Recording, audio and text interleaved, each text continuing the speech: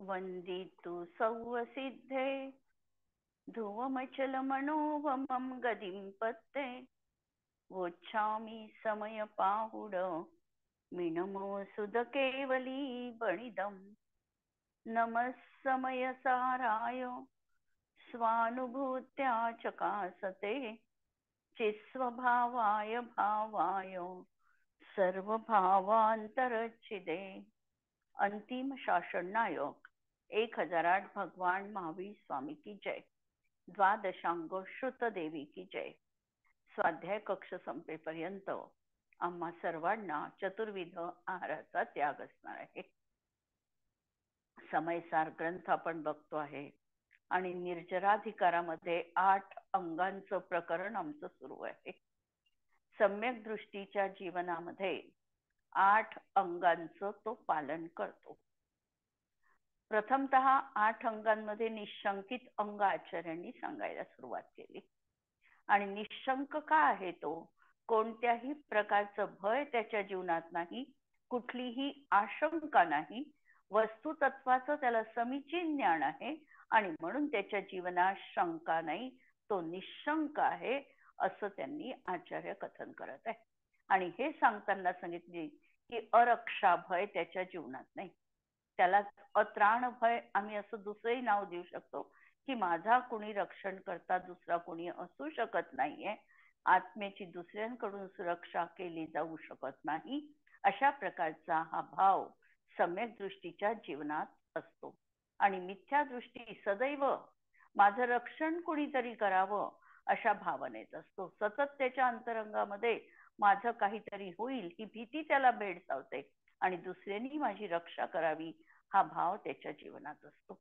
ज्ञानीच्या जीवनात हे भय, अरक्षा भय, ज्याला दुसरं नाव आहे अत्राण भय, हे असत नाही। त्यानंतर आचार्यांनी सांगितलं की हा ज्ञानी जो आहे याला हा स्वतःच्या आत्मप्रदेशामध्ये पूर्णपणे लवलीन आहे, म्हणून त्याला अगुप्ती भय देखील नाही। गुप्ती म्हणजे बाह्य सुरक्षा, बाह्य सुरक्षा करण्याची त्याला काहीही गरज वाटत नाही, कारण तो स्वतःमध्ये स्वयंपूर्ण रीतीने सुरक्षित आहे। हा 2 भय वाचल्यानंतर आम्हाला अगुप्ती भय आणि अत्राण भय किंवा अरक्षा भय हे दोन्ही एक आहे असं वाटू शकतं, पण याच्यामध्ये किंचित फरक आहे। अरक्षा भय म्हणत असताना दुसऱ्याच्या आक्रमणाने माझा नाश होईल ही भीती आहे, आणि अगुप्ती भय म्हणत असताना माझ्या दुसऱ्याचा प्रवेशच होऊ शकत नाही, मी अभेद्य आहे, अशा प्रकारची ज्ञानीच्या जीवनात भावना आहे। अगुप्ती भयाचा अर्थ म्हणजे कुणी माझ्या अस्तित्वात प्रवेश करून माझा बिघाड करेल असं अज्ञानीला वाटतं, म्हणजे स्वतःच्या कमजोरीचं भय म्हणजे अगुप्ती भय आहे। सम्यक दृष्टी असं मानतो की माझा कधीच नाश होऊ शकत नाही, मी अखंड अविनाशी असं तत्व आहे आणि म्हणून पराच्या रक्षणाची मला गरज नाही, मी सुरक्षितच आहे, मी आपल्या स्वरूपाने पूर्ण आहे, माझ्यात दुसऱ्याचा प्रवेश असूच शकत नाही। असे ज्ञानधन माझं वैभव हे कुणीही हरण करू शकत नाही। प्रत्येक वस्तू स्वयं अभेद्य आणि अछेद्य आहे, तिला कुणी छेदू शकत नाही, भेदू शकत नाही, तिला कुणी जाळू शकत नाही, कुणी वारा हिरावून घेऊ शकत नाही, काहीही काहीही या अखंड आत्मद्रव्यामध्ये होऊ शकत नाही। आत्मद्रव्यातच नाही तर जगातल्या कुठल्याही द्रव्यांमध्ये अशा प्रकारची सुतराम शक्यता नाही। जगाचा विनाश होईल हे सगळं व्यवहारन्यायाचं कथन आहे। उलटा पालट झाली पृथ्वीची, इथे समुद्र होता तिथे पहाड झाला, हे संभवनीय आहे, पण जगच समूळ नष्ट होईल हे संभवनीय नाही, किंवा जगातले सर्व प्राणी नष्ट होतील हेही संभवनीय नाही, किंवा जे पुद्गल द्रव्य आहे ज्याला आम्ही धातू उपधातू म्हणतो या नष्ट होतील हेही संभवनीय नाही। एवढे कल्पकाळ व्यतीत झाले, उत्सर्पिणी काळ, अवसर्पिणी काळ, प्रलय झाला, पण संपूर्ण जीव सृष्टी नष्ट झालेली नाही. प्रत्येक जीव हा सुरक्षितच. मरण झालं त्याचं, या देहाचा वियोग जरूर झाला, पण जीवाचा समूळ नाश झाला असं मात्र कधीही घडलेलं नाही. एवढंच नव्हे तर चतुर्थ काळापर्यंत म्हणजे 6व्या काळाच्या अंतीपर्यंत ज्या वृक्षराजी होत्या, बी बियाणं होतं, हेही कुठे न कुठं संरक्षितच होतं. आणि म्हणूनच एवढ्या वनस्पतींच्या जाती प्रजाती देखील आम्हाला पाहायला मिळतात. नाहीतर आम्ही असं म्हटलं असतं की प्रलयात सगळं नष्ट झालं, जीवसृष्टी नष्ट झाली, पण जीवांची देखील जी जाती प्रजाती आहे, जे आमच्या धर्मामध्ये सांगून ठेवलेले आहे, 84 लाख योनी इतके जीव जे आहे, 84 लाख प्रकारचे जे जीव आहे, यांचा कधीही नाश झालेला नाही. ते अस्तिवानच आहे. हे आम्हाला नक्की त्या ठिकाणी या म्हणजे अंगाच्या वरून आम्हाला स्वरूप समजू शकतं. प्रत्येक वस्तू स्वरूपाने आहे, पररूपाने नाही. आमचा आत्मा देखील ज्ञान स्वभावी आहे, त्याचा कधी नाश होणार नाही. ही गोष्ट आम्हाला निश्चितपणे अंतरंगात ठसवायची आहे.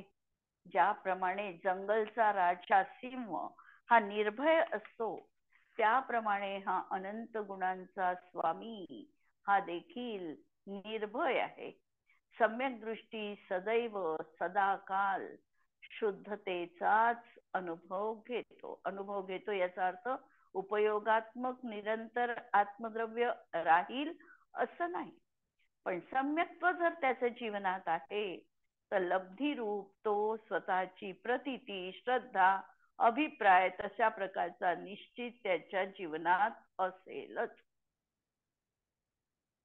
म्हणजे इकडे लब्धिरूप सम्यक दर्शन आहे याचा अर्थ त्याला अनंतानुबंधी आणि मिथ्यात्व यांचा अनुदय आहे, आणि त्या अनुषंगाने असणारी वितरागता त्याच्या जीवनात विद्यमान आहे. लब्धिरूप सम्यक दर्शन स्वदैव आहे, आणि म्हणून तो स्वरूपाप्रती सदैव जागरूकच आहे. आश्रेणिक राजा नरकात आहे, पण तिथेही त्याला आपल्या स्वरूपाचं भान आहे. मी आत्मा आहे. हे जे दुःख माझ्या जीवनात त्या पर्यायी तो भोगतो आहे, त्या दुःखाला देखील तो स्वतःपासून पृथक मानतो आहे. आणि अशा तऱ्हेने परवस्तू मला सुखी दुःखी करू शकते, ही भावना नरकामध्ये असताना, एवढं नारकी कृत दुःख भोगत असताना देखील अंतरंगामध्ये त्यांच्या असत नाही. यावर पंडित बनारसजी दासजी म्हणतात, परस्वरूप परतच्छ जासू लक्षण चिन्ह मंडित. आत्म्याचं जे स्वरूप आहे, त्याचं जे लक्षण आहे, हे चैतन्यांनी चिन्हित आहे. परप्रवेश तहा नाही, माही मही अगम अखंडित. तो स्वतःमध्ये अगम आणि अखंडितच आहे. सो मम रूप अनूप, असं हे माझं रूप जे आहे हे अनूप आहे, उपमा रहित आहे आणि अकृत आहे. दुसरा शब्द त्यांनी ठेवला, हे माझं जे स्वरूप आहे हे अकृत आहे. अकृत आहे याचा अर्थ कुणीही केलं नाही. आम्ही सिद्धाच्या अष्टकात म्हणतो की अकृत बोध सुदिव्य नैवेद्यके. हे जे नैवेद्य मी तुला चरू म्हणून चढवतो आहे, हे चरू माझं अकृत आहे. म्हणजे हा निर्माण केलेला आहे असं नाही आहे. म्हणजे या ठिकाणी हा जो चरू कल्पना केलेली आहे, ही सहज सिद्ध भगवंतांची जी आराधना आम्ही अष्ट प्रकारे करतो आहे, याच्यामधला माझा ज्ञान रूपी चरू घ्यायचा आहे. आणि हा अकृत बोध म्हणजे ज्ञानाचा हा चरू मी तुला समर्पित करत आहे, ही सिद्धाच्या अष्टकात भावना आहे. तो अकृत शब्द लक्षात ठेवा. आणि इथेही त्यांनी हा अकृत शब्द वापरलेला आहे की हा माझा स्वभाव कुणाकडूनही केल्या गेलेला नाही, हा अकृत आहे, म्हणजे नैसर्गिक आहे. आणि अनमित अटूट धन, आणि माझं धन कसं आहे तर अनमित, मोजता येण्यासारखं नाही आणि अटूट आहे. कितीही हे धन माझ्या जीवनात पर्यायी नष्ट झालं तरीही हे धनाचा जो स्रोत आहे हा माझ्या जीवनात निरंतर कायम आहे. ताही चोर किम गहे, त्याला कुणी चोरून नेऊ शकत नाही.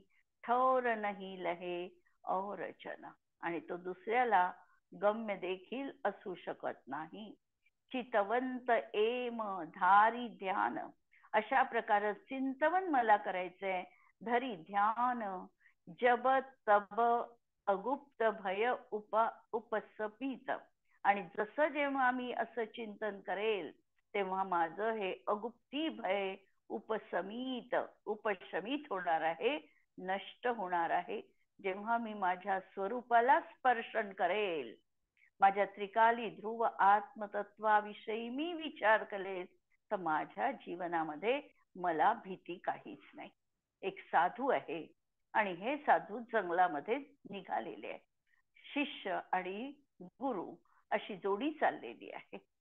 सामायिकाची वेळ झाली आणि सामायिकाच्या वेळी गुरु त्या ठिकाणी सामायिकामध्ये लीन राहिले. शिष्यही सामायिकाला बसला, पण शिष्याचं चित्त स्थिर राहिलं नाही. इतक्यात त्या समोरून एक सिंह वेगाने आला. सिंहाला पाहिल्याबरोबर चेला हा वर झाडावर जाऊन बसला. साधू मात्र सामायिकामध्ये निश्चल होते. ते काहीही त्यांच्या मनामध्ये विकल्प नव्हता आणि ते तसेच त्या ठिकाणी बसलेले आहे. 5 मिनिटाचा कालावधी झाला. सामायिकाचा काळ त्यांचा संपला आणि समोर बघतो तो सिंह तिथे बसलेला आहे. हे पाहिल्यानंतर साधूला देखील भीती वाटायला लागली. त्यावेळेला तो शिष्य म्हणतो की आता तर तुमच्या समोरून इथून तो सिंह गेला तर तुम्हाला काहीही वाटलं नाही, आणि आता तुम्ही का पिता आहे? साधूंनी त्याला उत्तर दिलं की ज्या वेळेला मी निश्चल आत्मानुभूतीमध्ये रममाण होतो, समोरून काय गेलं याची मला जाणीवही नव्हती. मी माझ्या आत्मस्वरूपामध्ये रममाण होतो, त्यावेळेला मला बाहेरच्या कुठल्याही जगाची भीती वाटू शकत नव्हती. पण आता माझं सामायिक संपलं आणि मला हा सिंह दिसतोय, तेव्हा मला देखील भीती आता वाटते. सांगायचा मतितार्थ की जेव्हा आम्ही आमच्या चैतन्यमय आत्मतत्वामध्ये निर्विकल्प भूमिकेत स्थित आहे, तेव्हा बाह्यतः काहीही झालं तरी भय वाटू शकत नाही. अशा तऱ्हेचा आमचा स्वभाव आहे आणि याचंच आम्हाला चिंतन करायचं आहे.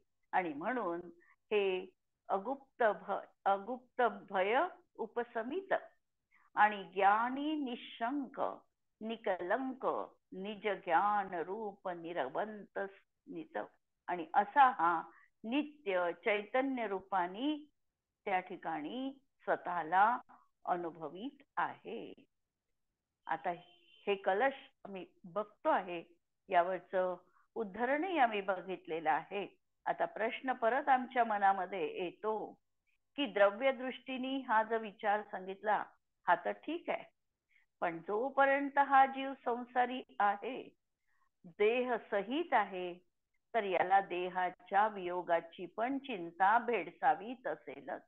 हे देह नष्ट होईल असं त्याला वाटत असेल की नाही, यावरही उत्तर देतात की आचार्य त्या सांगतात आहे की ज्ञानीला मरण भय पण असत नाही. का नाही? तर त्यासाठी त्यांनी परत कलश ठेवलेला आहे. कलश आहे 159 नंबरचा. प्राणोच्छेद मुदार हंती मरणम प्राणा किलस्यात्मनो ज्ञानम तस्वयमेव शाश्वततया नोच्छिद्यते जातुचित् तस्यातो मरणं न किंचन भवेत् तद्भी कुतो ज्ञानिनो निःशंक सततं स्वयं सहजम् ज्ञानम सदा विंदती. मरण म्हणजे काय? पहिल्यांदा तर आमच्या समोर मरणाची जी आम्हाला निरंतर भीती भेडसावीत असते जगामध्ये, तर मरण म्हणजे काय? तर आयुचा क्षय होणं याचं नाव आहे मरण. हा जो देह मला प्राप्त झाला, हा देह प्राप्त होणं याचं नाव आहे जन्म. म्हणजे आयुचा उदय समय हा म्हणजे जन्म क्षण आहे, आणि आयुचा वियोग क्षण म्हणजे मरण आहे. आणि मधली अवस्था आम्ही आमचं जीवन यापन करतो आहे. जीवन यापन करत असताना सुद्धा आम्हाला सतत या माझं देहाचं रक्षण कसं होईल, मला कधी मरण येईल, म्हणजे या मरणाविषयी हा जीव सतत आशंकित असतो. आता अज्ञानी आणि ज्ञानी याच्या विचार प्रणालीमध्येच फरक आहे. पहिल्यांदा तर ज्ञानीची विचारसरणी ही असते की आत्म्याचा न जन्म आहे ना आत्म्याचं मरण आहे. हा आत्मा हा जन्म आणि मरण जो धारण करतो आहे, ही याची वास्तविकता विभाव दशा आहे. नवनवीन देह धारण करतो आहे, आणि त्या देहांचा वियोगही याच्या जीवनात सतत होतो आहे. हा जीव अनादी कालापासून अनंत काळपर्यंत वास्तविकतः आपल्या चैतन्य रूप प्राणांनी जीवित आहे. हे कथन आमचं यथार्थ कथन आहे, निश्चय नयाचं कथन आहे. पण जेव्हा आम्ही निश्चय आम्हाला समजत नाही, किंवा निश्चयाला जेव्हा व्यवहाराच्या भाषेमध्ये समजून सांगावं लागतं, कारण निश्चय सांगायचे आचार्यांना, पण निश्चय सांगण्यासाठी शेवटी व्यवहाराचाच उपयोग करावा लागतो. व्यवहाराशिवाय निश्चय समजू शकत नाही. म्हणून जसा आचार्यांनी 8व्या गाथेमध्ये उदाहरण दिलेलं आहे समयसार मध्येच, की एखादी अनार्य व्यक्ती आहे, तिला एखाद्या गुरूंनी स्वस्तिरस्तु असा आशीर्वाद दिला, पण तिला संस्कृतचं ज्ञान नसल्यामुळे तिला त्याचा अर्थबोध झाला नाही, आणि ती एक गुरूंकडे बघते आहे. त्यावेळेला गुरु त्या व्यक्तीच्या भाषेमध्ये त्याला त्याचा अर्थ समजून सांगतात. म्हणजे अनार्य भाषेचा प्रयोग करून त्या स्वस्तिरस्तूचा अर्थ तुझं अविनाशी कल्याण हो असा ते विशद करून सांगतात. तेव्हा त्या समोरच्या व्यक्तीच्या, अनार्य व्यक्तीच्या डोळ्यातून घळघळा आनंदाचे अश्रू बाहेर पडतात. एवढा चांगला आशीर्वाद गुरूंच्याकडून मला प्राप्त झालेला आहे. आणि म्हणून तसं पाहिलं तर या चैतन्य प्राणाचा वियोग हा जीवनात कधीही होतच नाही. परंतु आम्हाला व्यवहाराशिवाय निश्चय कळत नाही, आणि म्हणून आचार्यांना द्रव्य प्राण, भाव प्राण, उपचरित असद्भुत व्यवहार नाही याच्या माध्यमातून जीवन काय आहे, जन्म काय आहे आणि मरण काय आहे हे सांगावं लागलं. आणि त्यासाठी आम्हाला सांगावं लागलं आचार्यांना की जो 10 प्राणांनी जगतो तो जीव आहे. संसार अवस्थेत हा जीव निरंतर या 10 द्रव्य प्राणांनी जगत आलेला आहे, आणि द्रव्य प्राणाचा वियोग होणं म्हणजे मरण आहे. मरणाविषयी आम्ही अनेक वेळा अनेक ठिकाणी अनेक प्रकारचं वाचतो. सत्य काय आहे आम्हाला समजून घ्यायचं आहे. सत्य हे आहे की आमची आयु संपल्यानंतर एक क्षण सुद्धा, एक श्वास देखील आम्ही घेण्याला समर्थ नाही.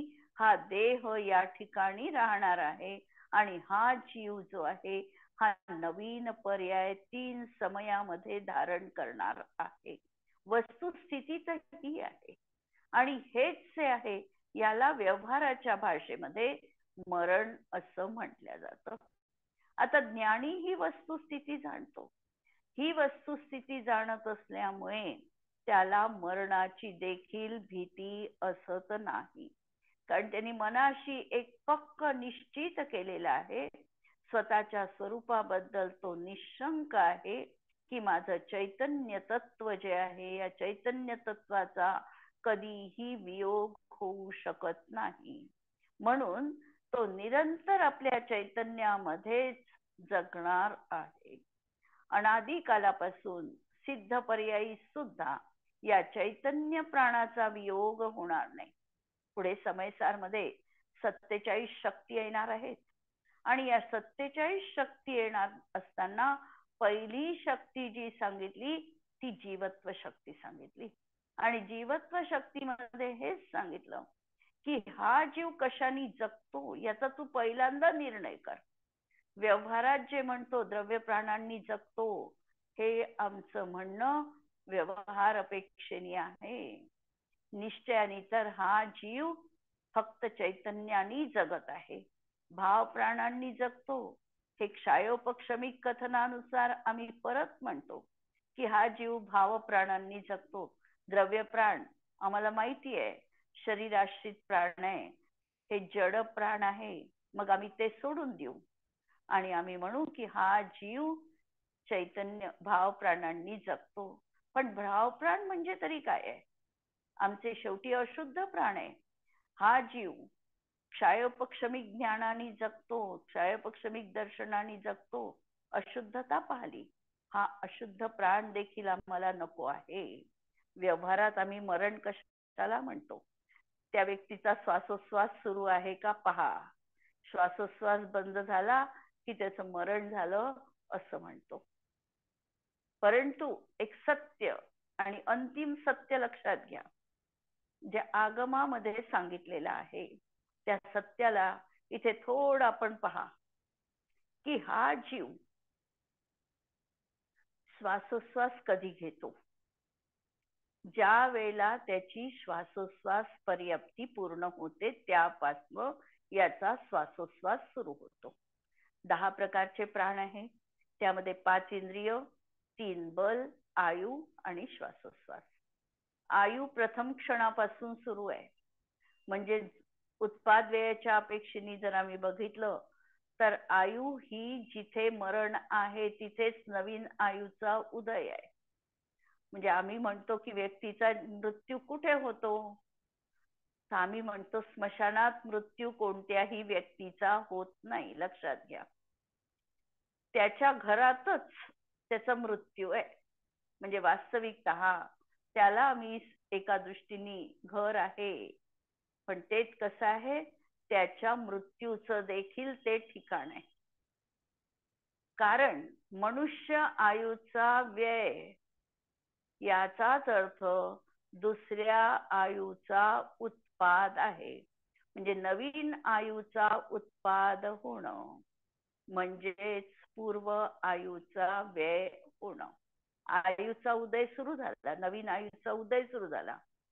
समजा विग्रह गतीमध्ये तो काही 3 समयपर्यंत मॅक्झिमम अनारक राहील. म्हणजे नवीन शरीराचे परमाणू तो ओढणार नाही. नवीन शरीरासाठी आवश्यक असलेलं रॉ मटेरियल तो स्वतः खेचणार नाही 3 समयपर्यंत. 4थ्या समयात निश्चितपणे त्यात तो आहारक बनलाच पाहिजे. आहारक बनला पाहिजे म्हणजे आहार वर्गणा नवीन शरीरासाठी निर्मितीसाठी जी आवश्यक आहे ती वर्गणा तो ग्रहण करतोच. केल्यानंतर त्याच्या पर्याप्ती क्रमाक्रमाने पूर्ण होतात. लक्षात घ्या, क्रम कर्णानुयोगाचा विषय आहे, पण आम्हाला मरण समजलं पाहिजे यासाठी हे समजणं गरजेचं आहे. आहार पर्याप्ती त्यांनी ग्रहण केली. आहार पर्याप्तीपासून म्हणजे आहार वर्गणेपासून आहार औदारिक किंवा वैक्रियक शरीर, नंतर शरीर पर्याप्ती पूर्ण होईल, मग इंद्रिय पर्याप्ती पूर्ण होईल आणि त्याच आहार वर्गणेपासून श्वासोश्वास पर्याप्ती पूर्ण होईल. आहार वर्गणा ग्रहण केली, आहार वर्गणेपासून या 4 पर्याप्ती होतात. नंतर जर समजा तो द्विनिंद्रियामध्ये पासून जन्म घेणार असेल तर तो भाषा पर्याप्ती म्हणजे भाषा वर्गणा ग्रहण करेल. श्वासोश्वास पर्याप्ती पूर्ण झाल्यानंतर त्याची भाषा पर्याप्ती पूर्ण होईल. आणि जर तो संज्ञी पंचेंद्रिय बनणार असेल तर तो मनोवर्गणा ग्रहण करेल एका समयातच. ज्या समयात त्यांनी आहार वर्गणा ग्रहण केली त्याच समयात तो संज्ञी पंचेंद्रिय होणार असेल तर तो आहार वर्गणा ग्रहण करेल, भाषा वर्गणा ग्रहण करेल आणि मनोवर्गणा पण ग्रहण करेल.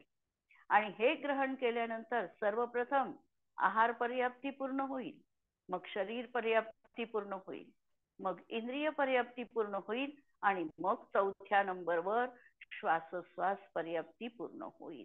आहार वर्गणेपासून भाषा वर्गणेपासून भाषा पर्याप्ती होईल, म्हणजे भाषा वर्गणेपासून भाषा पर्याप्ती पूर्ण होईल आणि मग मनोवर्गणेपासून मनोपर्याप्ती पूर्ण होईल. असा हा क्रम राहणार आहे. आता लक्षात घ्या, विग्रह गतीमध्ये याला श्वासोश्वास असत नाही. श्वासोश्वासा व्यतिरिक्त हा जीव जीवित आहे. कशाच्या आधारावर? चैतन्य प्राणाच्या आधारावर. शरीर पर्याप्ती, आहार पर्याप्ती, 3 पर्याप्ती पूर्ण झाल्या तरीही याचा श्वासोश्वास सुरू होत नाही. श्वासोश्वास पर्याप्ती जेव्हा पूर्ण होईल त्यावेळेला श्वासोश्वास पर्याप्ती सुरू होते.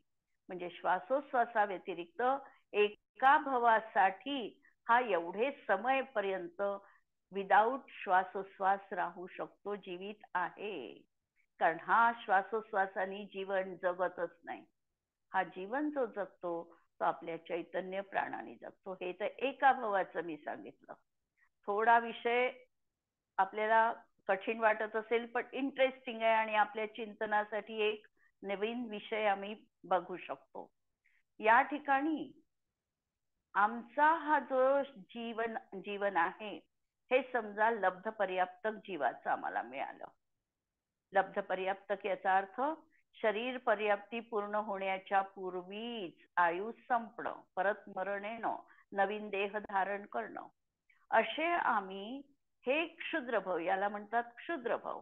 आणि असे हा जीव एका मुहूर्तामध्ये, एक मुहूर्त यांनी 48 मिनिटांमध्ये हा जीव एकंदर 66,336 वेळा जन्म मरण करू शकतो लब्ध पर्याप्तक बनून. आपली विचित्रता पहा, किती वेळा आम्ही जन्म मरण केलं असेल हे आमच्या इतिहासाला आम्हाला आठवायचंय थोडं.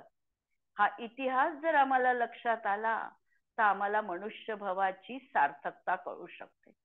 किती वेळा आम्ही क्षुद्रभव धारण केले असू शकतात, किंवा कोणताही जीव असे लगातार क्षुद्रभव धारण करेल.